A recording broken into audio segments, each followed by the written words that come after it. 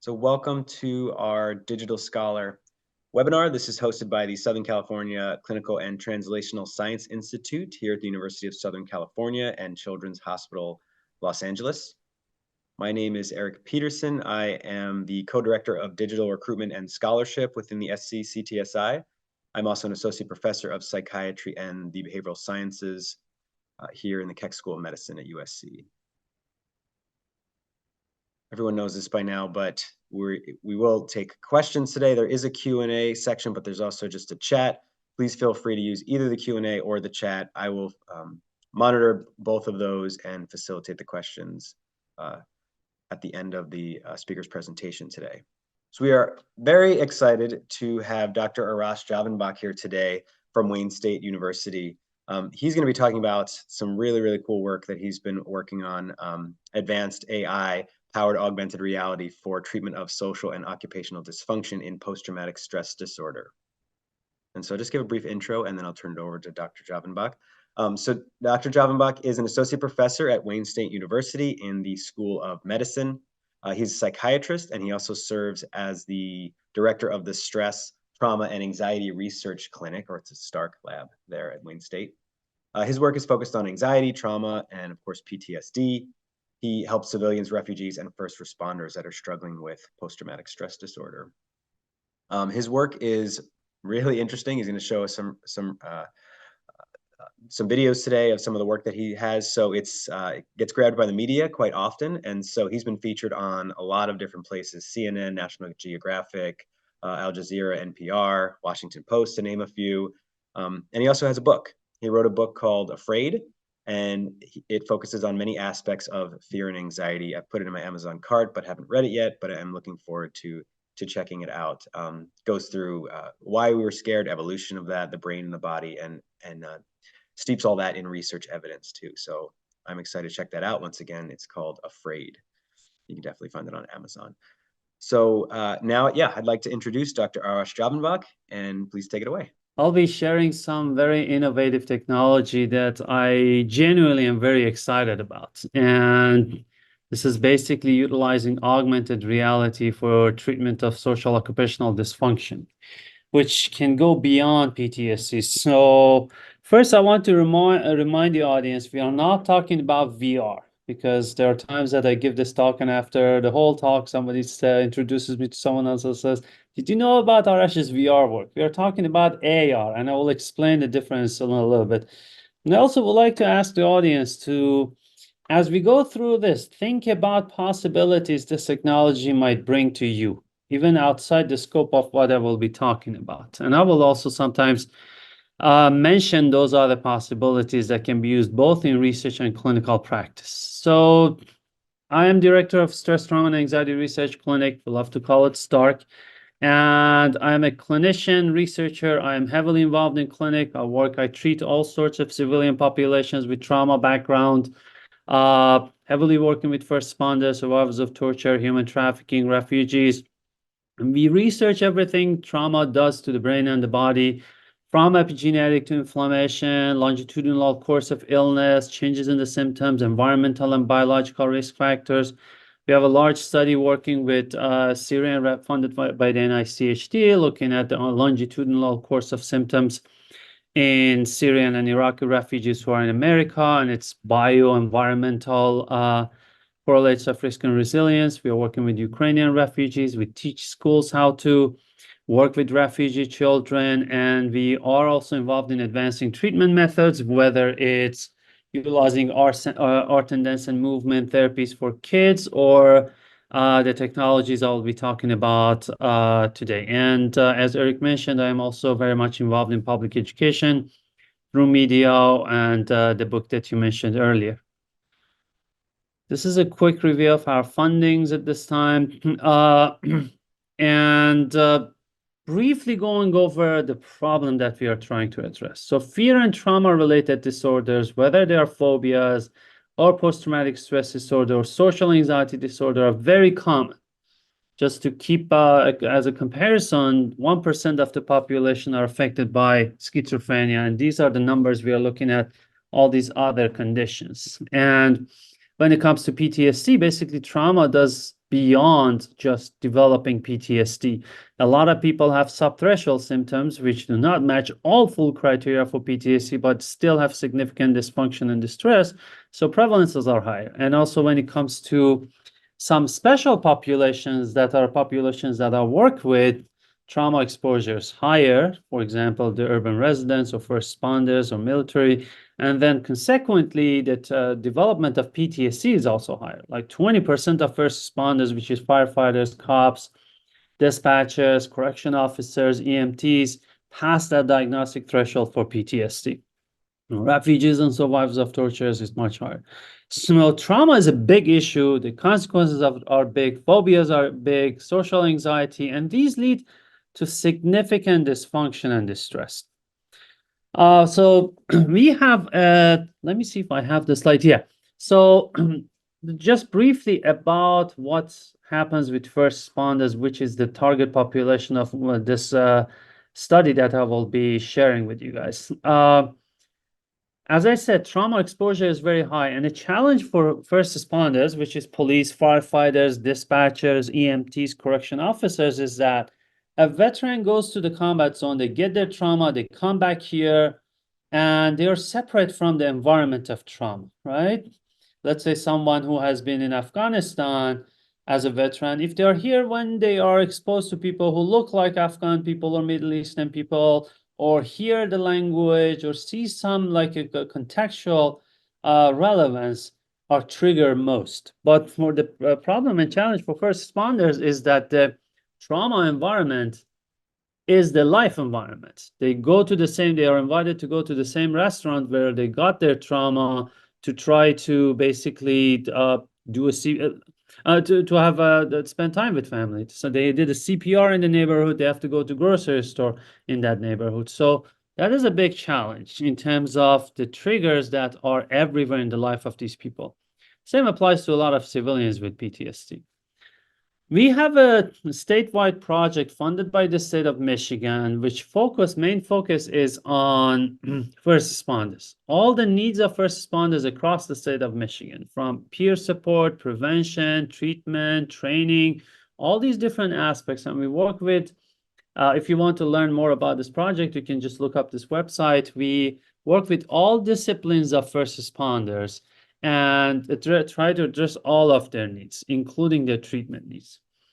And we have firefighters and police officers on our own steering committee. There are peers, so we are trying to make it very much adjusted to their specific needs as the people who will be receiving this care, because this is a population with their own specific culture and specific traumas and stressors. So when it comes to treatments for all of these fear and trauma-related situations, exposure therapy is a very good treatment. If it's a phobia, we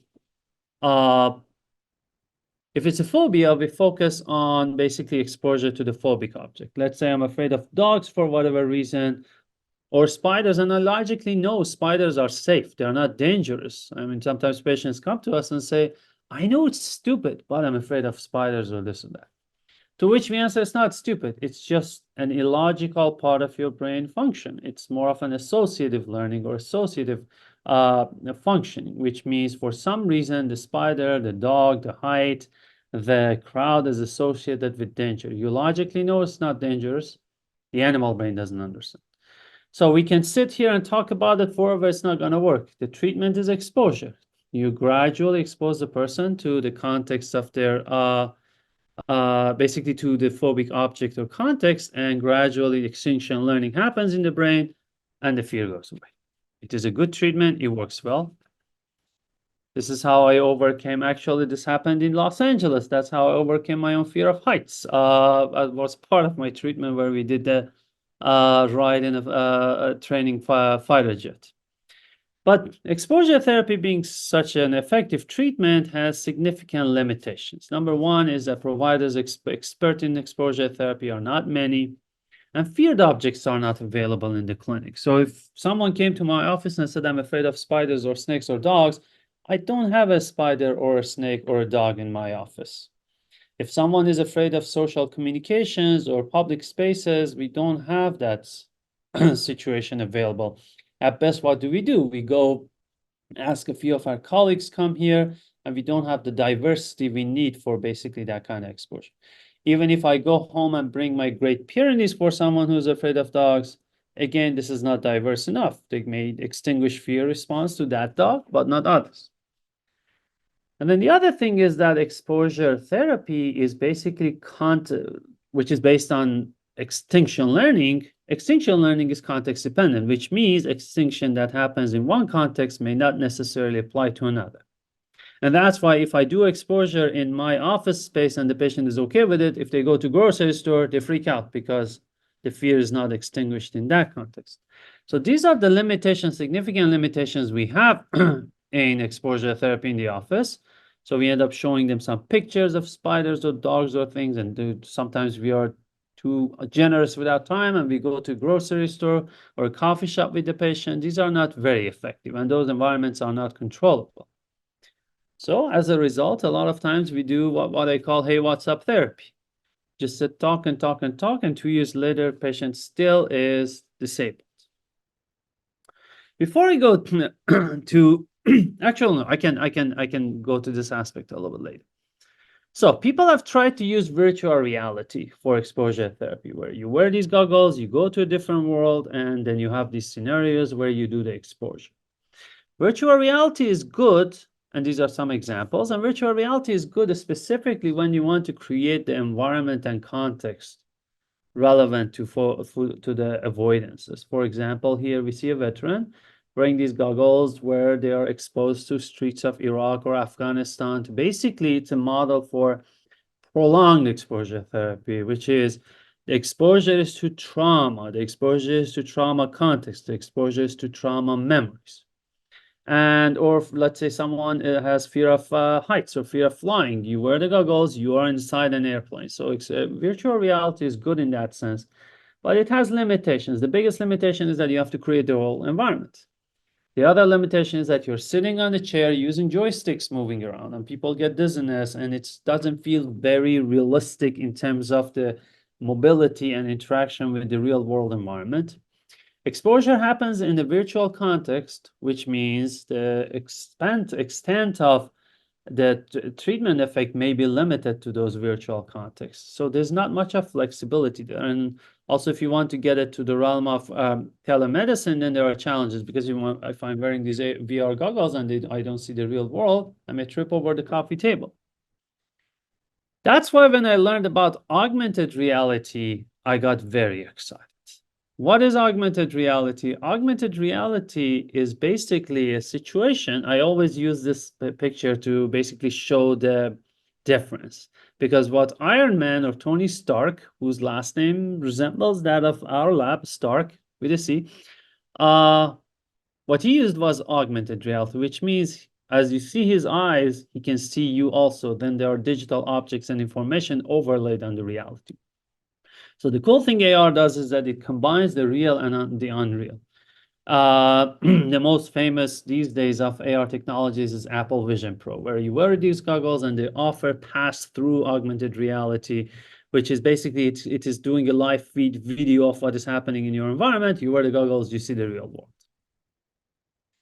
This is Shantanu wearing, my colleague, wearing Microsoft HoloLens augmented reality technology. You can see his eyes. This is more of a holographic AR technology, which means it projects a holographic image onto these sunglass-looking goggles, and then you can see the real and the unreal.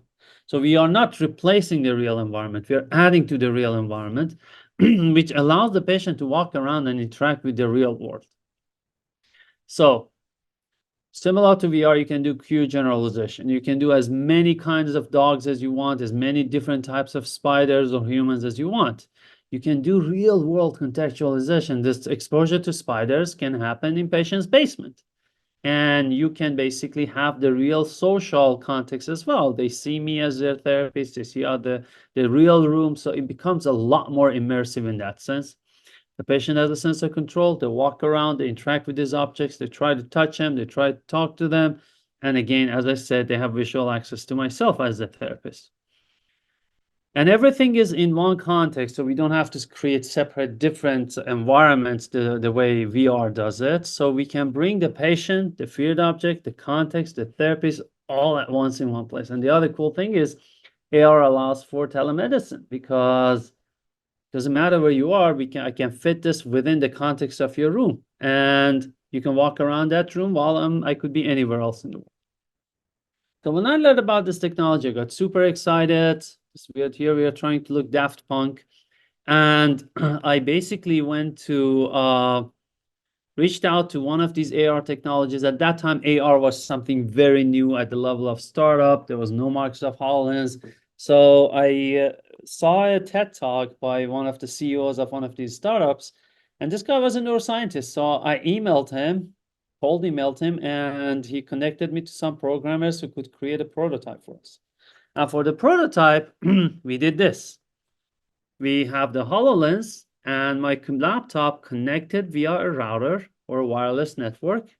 And then I could have a 3D visual of the patient's surrounding. Basically, this was a prototype.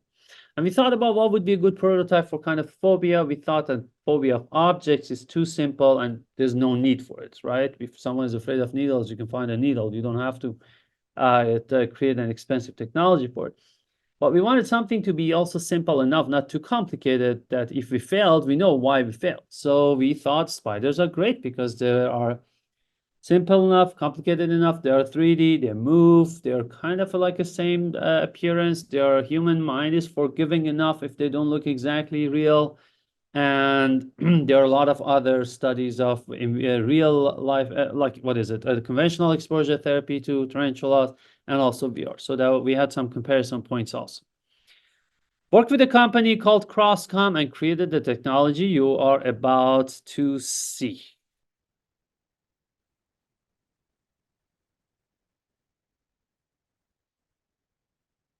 So this is actually Microsoft HoloLens version 1, which was like it looked a little bit different than what Shantanu was wearing. So when the patient wears a goggle, I see a 3D map of them. And this is not the original prototype software. This is a software that we then spent hours and hundreds of hours of time to make it as easily usable as possible, make it the UI and UX very user-friendly, because I always had in mind the end user will be a therapist who may not be very technologically savvy. I was aware of that kind of inertia towards any new technology. So we did our best to make it as easily and least amount of labor needed for operating this. So when the patient wears the goggle, automatically maps their surroundings, and I see a 3D map of the patient's environment. The yellow light is where the patient is looking at. The black ring, if you can see it, is the position of patient in the room. And then I can just go and choose any spider of any size, type, color, and put it in the patient's apartment. And boom, this is what the patient sees. Basically, BBC came to do a report on this work, and they brought their own patient. So treat this patient and we'll film you, no pressure. And we did this. So this is the point of view of that patient. This is what that patient is seeing. There was no audio on this. This was just some music that I lowered the volume so I could talk. So as you see, patient as they go, this the first thing we needed was to show this does trigger the fear response, and it did. Patients are very hesitant. It takes a long time, like 30 minutes, until they can do this, and this is the result. So this is Tony Stark. This is our tarantula, and all of the patients, we published a clinical trial a couple of years ago. All of the patients who use this treatment were able to touch the real life tarantula or the tank containing the tarantula after the treatment. And it was very reassuring. Then we expanded to fear of dogs, and we started adding dog objects. These dogs are diverse breeds. Usually we try to use the breeds that are not the most friendly, usually more scared of. These dogs can jump, sit, walk around, bark at the command of the therapist. And then we went to the realm of snakes, and so this became a phobia treatment. So as I said, we did start the clinical trial with fear of spiders. And initially, our biggest fear was, what if this does not scare people? Because this needs to create the optimal level of arousal for the treatment to work. And if it doesn't scare the patients, we have wasted our time. But it did trigger people, really. Like, people would be terrified of spiders if they were like even 4 meters away, and it would take them time to gradually get to be more comfortable around them. And I would add more and more spiders, and gradually at some point, basically the whole room was cluttered with huge crab-sized tarantulas. And then at some point, the cool thing is that patient has visual access to the real world. I would leave the room so the patient will feel the autonomy of being alone around these spiders by themselves. It worked very well. Everybody in less than 1 hour, 1 session treatment was by definition cured. They were able to go to 0 meters distance from the tarantula, and I think about half of them touched the tarantula, the rest just touched the tank. Some hovered their hand over it, put their hand inside the tank without touching the tarantula, and the effects were there a month later. Average response time, 38 minutes. And as we got more effective and more comfortable with this treatment, even it got faster and faster. It's basically the expectation you have in your mind as a therapist works. Well, the first question, is this something that, again, the summary, average response time, 38 minutes. And then the question is it that we are so excited about our therapy, or we are good therapists? Is that why it is working so well? Well, other people are using the same technology, running similar clinical trials, working the same in a similar way. Then something very interesting happened. Shantanu, who was an undergrad and joined our company, I say company, we don't have a company, joined our lab to basically work on brain imaging research, was funded for a year for brain imaging research. And he was also helping with this basically clinical trial aspects of this research, but very interested in coding. Pandemic hit. Now we couldn't scan. He didn't have anything to do. I said, Shantan, how about you just start trying to work on this code and see if you can learn it? A couple of months later, he just rewrote the whole code and turned this from a unstable laboratory level technology for treatment of fear of spiders now to all these different aspects, which was very good. And after that, it's a success story for both of us, because then after that, he, with his bachelor's degree, with the new knowledge he got, went to the industry world and got a high-level salary for coding and programming. So then we basically started using this technology for treatment for a clinical trial of fear of dogs. This is Kathleen, who's our research coordinator. She started basically taking over running this clinical trial as the therapist for this clinical trial. And Mishka, the bigger Great Pyrenees here, is my dog, who would come for basically pre and post treatment assessment to see how good the treatment is working. The clinical trial is still ongoing, so I'm going to just share a couple of cases here.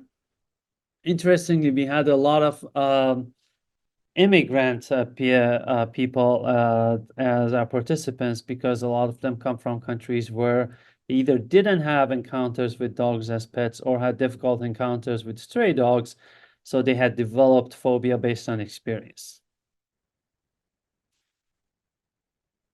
So these are the two of our cases, and basically both of them were able to do the treatment in around 60 minutes, which is very cool, because as I mentioned, previous studies of other technologies or in vivo treatment are not as effective in a short time.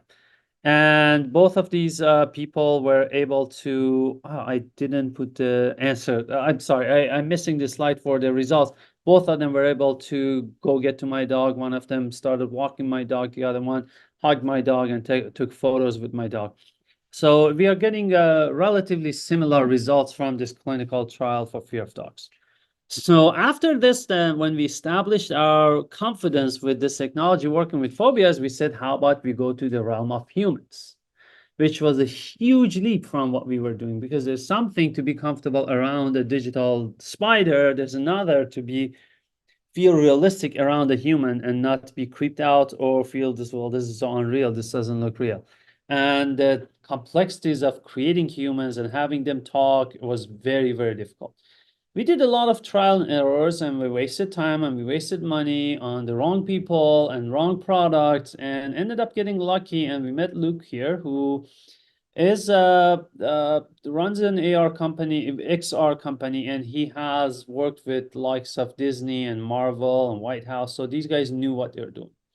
We started developing this technology now with the focus on functioning, because the idea was that for PTSD, most of the treatments we have are symptoms oriented. So we are focusing on whether psychotherapeutic or pharmacological, focused mostly on symptoms of whether it's nightmares or flashbacks or hyperarousal symptoms. There's less so of real life functioning and real world functioning. Even the avoidance exposure is mostly to the trauma linked and trauma memories, because the in vivo exposure again is something difficult and is left to the patients, and patients most of the time don't do it. And that leads to a lot of disability. For example, as I said, within this project, we work with first responders. A lot of them, after a year of treatment or therapy, they're okay now with their main symptoms, but they still are doing grocery shopping. They still are not going out and interacting with with the public, or many of them don't go back to work. So we said we want to focus on social functioning rather than trauma memories. So we want to bring these exposures to environments which humans avoid because of their trauma or because of their anxiety or because of other conditions. And then because the focus is on social occupational dysfunction, then the applicability would be much more diverse than just treatment of PTSD. And we started developing a technology that will allow interaction with digital humans. It's adjustable to different environments, that where I could use it. Let's say I do not necessarily need a specific size of the room. I can take it to this other clinic and this other person can use it. I can use it with via remote access. So I could be in one place and my patient could be in another place. For example, now some of our patients are, Michigan is a large state. Some people are far away from us. So we just need the headset to be available there, and I could do the treatment from anywhere. So we started creating this technology that you're about to see. What you're seeing is mostly police and fire oriented, because we started within this basically this context of helping first responders. So we would create a grocery store, we would create a party, would gradually get more people joining, a restaurant or a bar or a sports event or a police roll call room or a fire room. And gradually we would increase the intensity.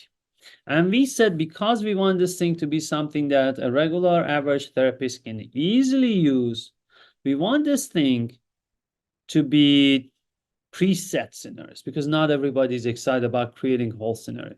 So let's say this is a party.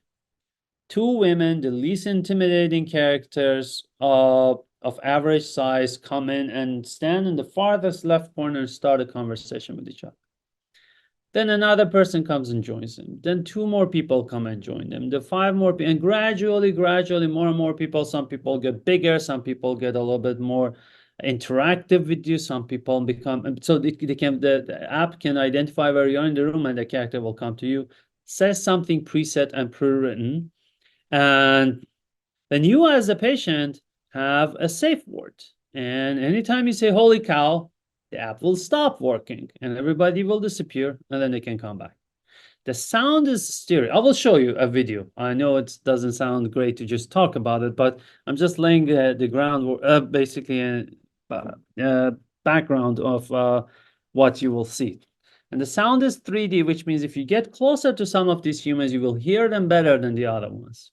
And we tried our best to make these characters as diverse as possible in terms of sex, age, race, appearance, body type, outfit. And we did a lot of basically writing scenarios for these stories, something which could be done by the programmers and is also clinically relevant. And who should say what? How can we increase the level of intensity of the conversations where, for example, at the end, two characters come in and they're arguing over some deal they did together which sounds shady. And then you can also throw in some background noises depending on each person's specific challenges. So I will show you some example.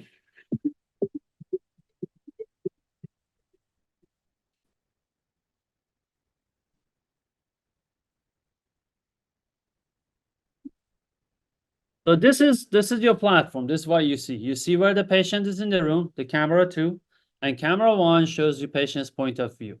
When the patient wears the goggles, you draw the boundaries of the room, and then everything will happen within the boundaries you have defined. So the green line you see is the boundaries of the room.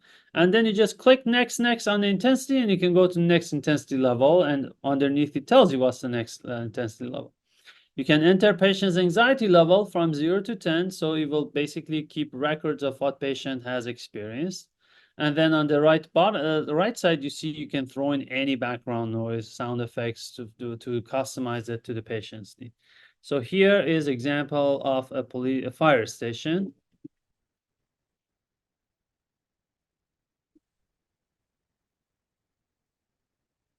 And these are the headsets. Here's Alex wearing the headsets.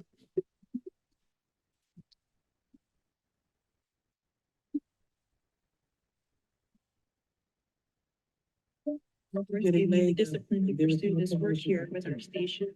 And we'll be getting this guidance. That's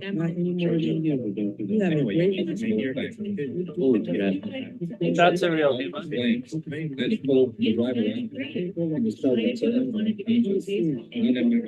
Yeah, the guy.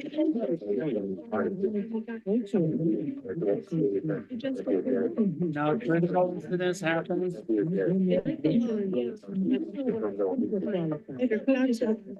Not same people at fire station because, well, I didn't imagine we'll use the same thing for both cops and firefighters. Why would we create extra additional characters? Same characters, different outfit. The guy.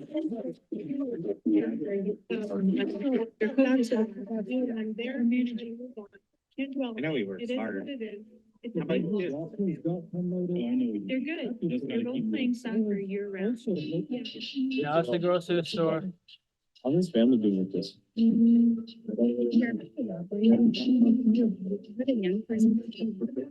Hi, I'm Officer Collins. So then we said, okay, those are preset scenarios for whoever wants to use a preset scenario. Is easier to use in the clinic. But sometimes you might have to want to basically fine tune this and customize it to a specific patient's needs. So we said, how about, and in this room, actually in this image, you see all those background stuff, which are the real world, right? So that's the cool aspect of combining the real and unreal. And patient can walk around. Some people even go try to grab something from the those I don't know, one of those cans there, or get some Doritos somewhere. But going back to what I was saying, we said sometimes people may want to customize this, and we have all these near 100 characters. How about I allow you as the therapist to grab any of these characters or any of several of them and put them in front of the patient, and you will type what the character says and create the customized interactions between the patient and the characters. And also you can define the nonverbal, live and dynamic. So this is what is happening. I'm having the conversation with one of these characters, and my colleague Alex is typing in their response and defining their nonverbal. Hi, I'm Officer Collins here with Officer Smith. How are you today? I'm doing well. Thank you for asking. How are you? I'm good. Thanks for asking. Are you guys coming off your shift? Yes, it was a tough one. Sorry to hear that it was tough. What did happen? We had to do CPR on a 10-year-old child. It didn't go well.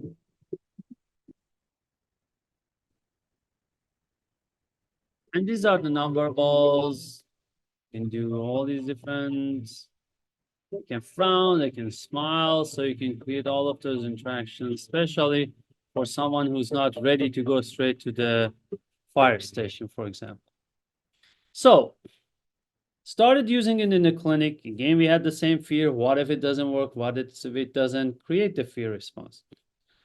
Here's a DPD police officer, Detroit police officer with PTSD due to a sexual assault. So her level of avoidance was to the point she was doing grocery shopping online. She would even barely be able to come to her appointments. So we started the exposure. this is during the exposure. She was standing with her back to the wall, arms crossed on her chest, hands sweaty, very nervous. You could barely go up on the ranks of these exposures. So they do create the fear. Multiple times I have to remind the patients, listen, these are not real. I cannot even see them.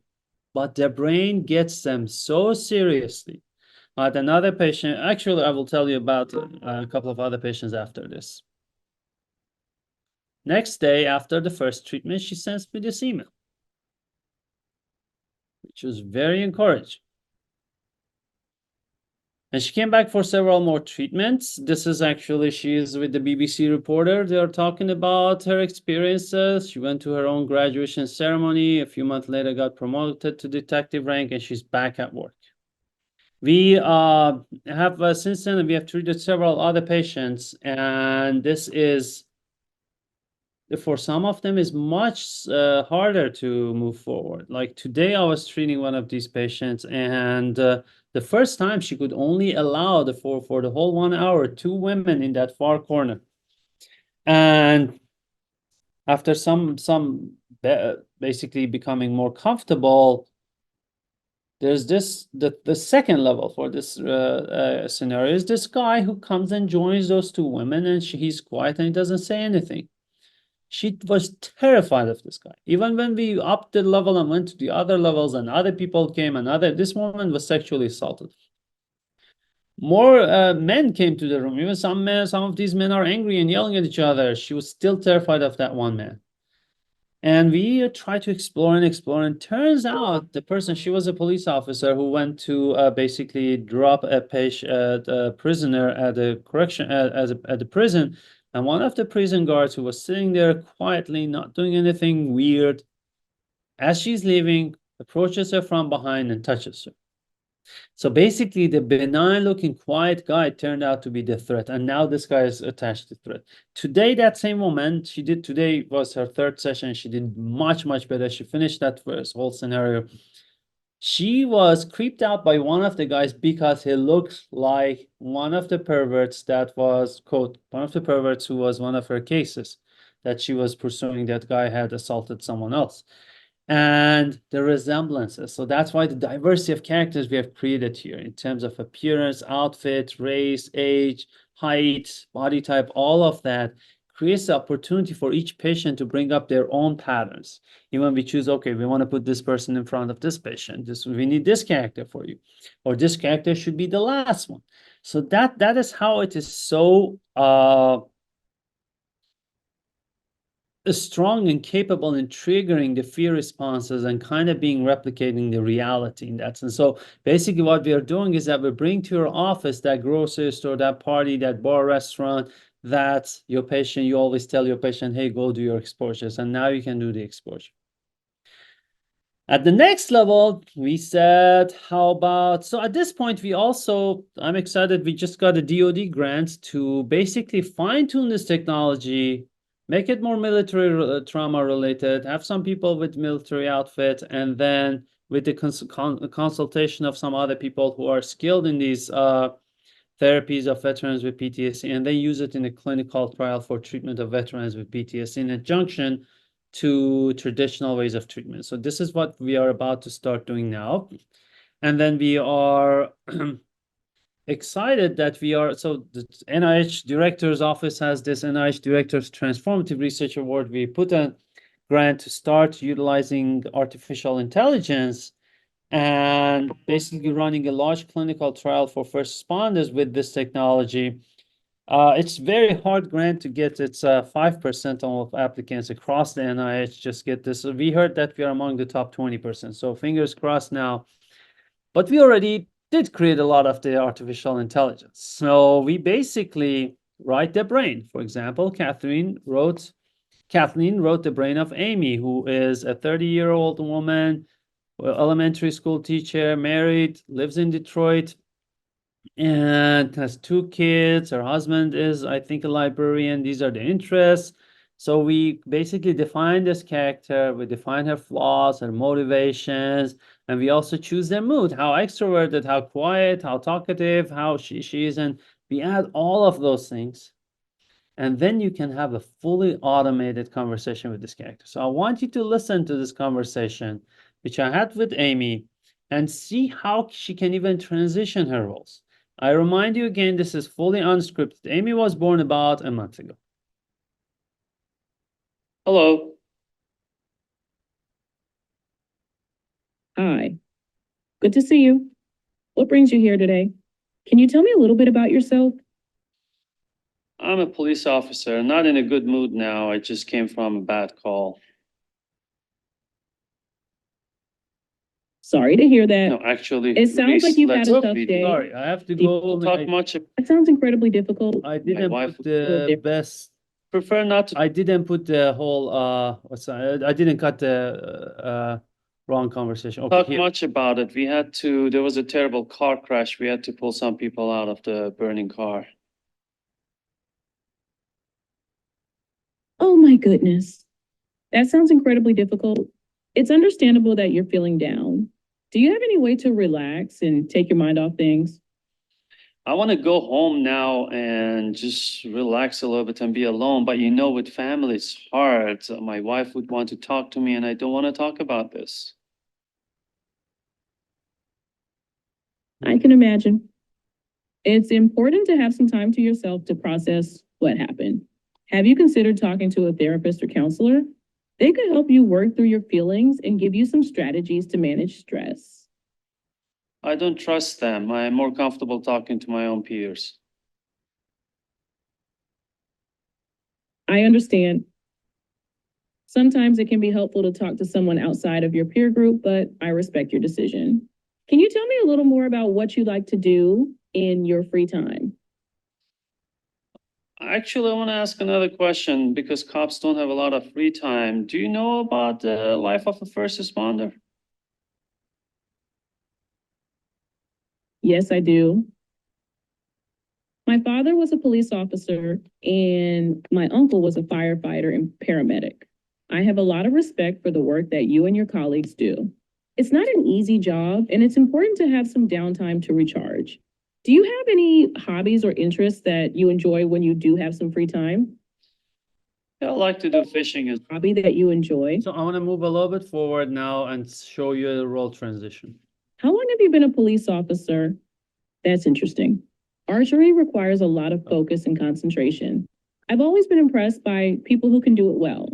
I'm sure it's a great way to unwind after a long day. Amy, I want to change the topic of conversation. As a police officer, I want to practice de-escalation. Can you try to act like an angry civilian in a tough situation? I want to practice de-escalation. Of course, I understand.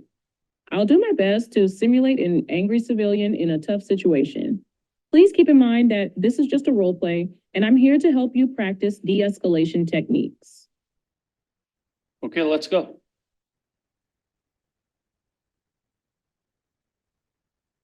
All right, I'll start.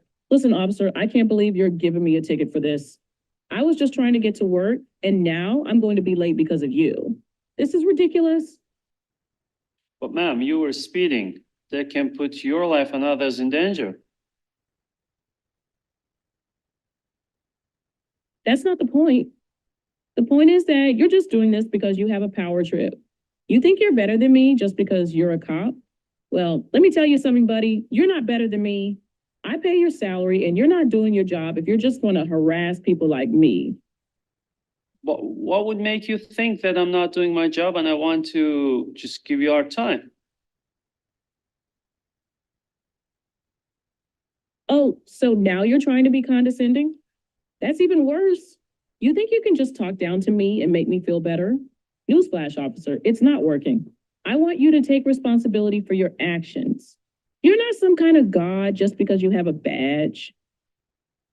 Ma'am, I'm not trying to give you a hard time and I'm not trying to be disrespectful. I'm just trying to do my job and you were speeding. That's the fact.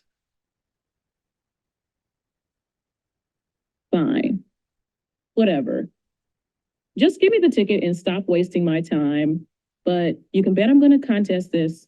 I'm not going to let you bully me. You have all the rights to contest this. Actually, behind the ticket, there's instructions if you need to do that, how to do and what number you should reach for that purpose.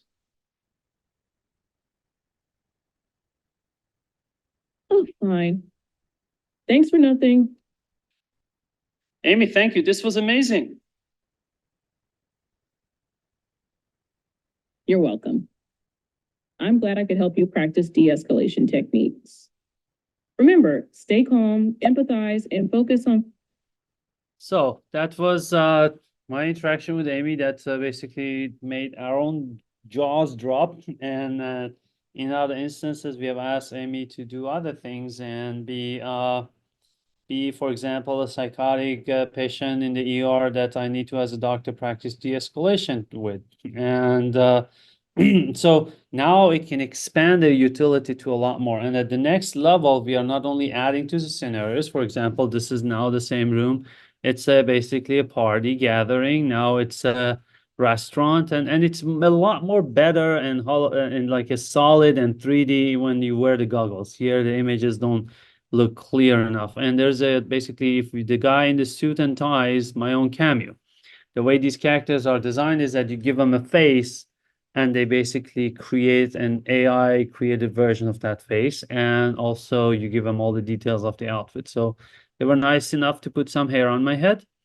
We have kids, we have people with bruises, we have people with guns, we have dead bodies, and then another level of AR now, AI now. This is a step up. Ross is a firefighter, former police officer, beaten up, seen it all, and is colder. He's less friendly. Not that he's mean, he's just not too open to people for next level conversation. And I see our first responders come and like get excited about talking about their own career with this guy. I brought a therapist who himself is a police officer and works with first responders. He came to see because we want to gradually move this technology to some of the clinics that are working with us. And he got so excited. I see he's very animated, having a conversation with this firefighter and his past work as a police and their overlaps in their career. And he totally forgot about me. The other one was talking about, I don't know, his trip to Tennessee and what are the good places to go. So I see a lot of opportunities here. And we are now I want you to think about, and we are very much open to collaboration. For example, one of my colleagues, I said earlier, we work a lot with refugee populations, and one of the challenges of immigrants and refugees is their segregation and difficulty with the host population. So we want to help move them out of their own comfort corner to be more comfortable around American people. So we are working on a grant application to use this to help these people basically go to a grocery store and interact with Americans and be around normal situations of life with the host community. You can think of use for autism spectrum, using childhood trauma, practicing to being assertive with a bully, and also in research, because in the research, for example, you can have the same character sitting in front of the patient all the time. Let's say you want to do public speaking stress test in the research. Now, everything could be standardized because everything is under your full control. This is our team, to which I'm very thankful for all the work we have been able to do. And this is the book that Eric mentioned earlier. Basically, I've tried, and it's not a big book, less than 200 pages. I've tried to put all I know about fear and anxiety, from evolution to brain, body, why we love to be scared, how we learn and unlearn it, how to use fear and anxiety, diseases, treatments, politics, media, and stay scientifically relevant, but also clinically relevant and interesting to the public. Thank you so much for listening, and I'd love to hear your thoughts. Great, thank you so much. Well, that is pretty fascinating work. We love seeing that, seeing the videos. I mean, that AI stuff with Amy at the end there is just really, really neat to see. There's just so much you can do. So glad to hear you're working on funding and a bunch of other studies to keep this stuff going. But let's see if anybody has any questions as they come up, please throw them in the chat and I'll facilitate them. I have a few that I'd love to throw your way. So I know you talked a little about this and partnering with the AR company. I wonder if you could tell us a little bit about just the, the people that attend these are usually interested in using digital tools to try to get their own labs set up. And I mean, this is kind of a two-part question is, one, how did that process go? You mentioned a little bit that, there was some wasted money and it took you a little while, but, what any insight you have into actually, finding a good group to work with? And then the second part of that question is just, I imagine this stuff is just really expensive. And, any insight you have into that? I mean, I remember looking into trying to do some video game work many years back and just realizing it was just going to be, insanely expensive to actually do it right. So yeah, any insights about that would be helpful. Absolutely. I have been like running STARC for about 10 years, and one of the things I've learned is the most important, if one of the most important, if not the most important part, is who you choose to work with, whether it's your people you hire for your own team or the counterparts. So with the fear of spiders and snakes, the way it worked was that basically the guy I called the neuroscientist guy who had this startup for the hardware, and unfortunately their company failed.